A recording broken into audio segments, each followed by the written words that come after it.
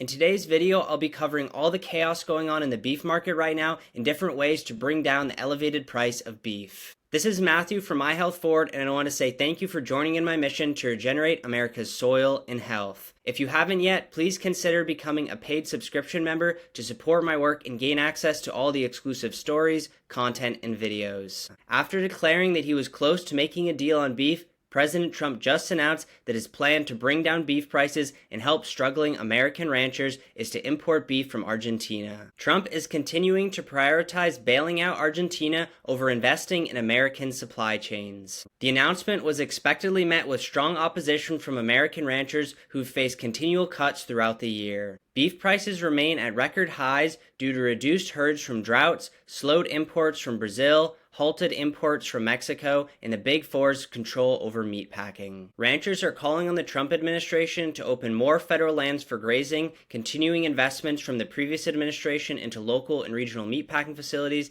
and introducing something like the Prime Act. This would allow ranchers to go to state-approved meatpacking facilities rather than USDA-approved ones for sale of their meat within the same state. As small family farms continue to close at record numbers, it's clear that strong agricultural leadership is needed in Washington, D.C., and all of us need to help support local farmers and ranchers. The next story is in regards to two of the four largest meatpackers settling a lawsuit alleging price fixing. Tyson and Cargill just settled a combined $88 million class action lawsuit alleging price fixing. The price fixing allegations date back to 2019 when the meatpackers used the Holcomb County fire plant as an opportunity to start increasing what they charged retailers and undercutting ranchers.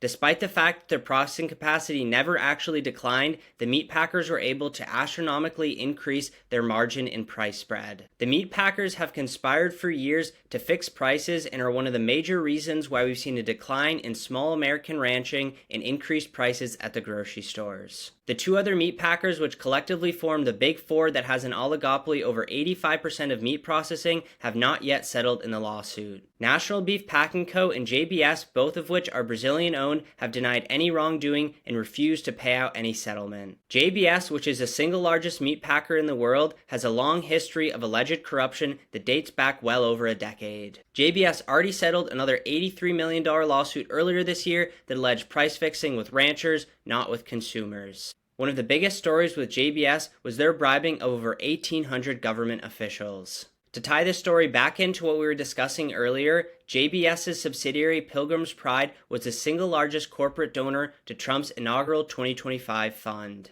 It's no surprise that 2 days after being sworn in, Trump's SEC Commissioner Paul Atkins greenlit the JBS IPO on the New York Stock Exchange. JBS has been denied this IPO multiple times and really wanted it because it's helping them to gain access to more capital on the largest stock market in the world. JBS has been able to avoid the fines for bribing government officials after a Supreme Court justice suspended all the fines, and his wife conveniently is a lawyer at JBS. Everything in the market is pointing to the fact that we need to work on strengthening local food systems and supporting local American ranchers. A great economical way to buy beef in bulk is through herd shares, and I created a guide that you can use to do this with local ranchers. You can also use my farm app with over 6,600 local markets, farms, ranches, and stands across the country to find local producers near you. Now the question of the day is somebody asking me if they have to worry about local meat markets sourcing their meat through Sysco.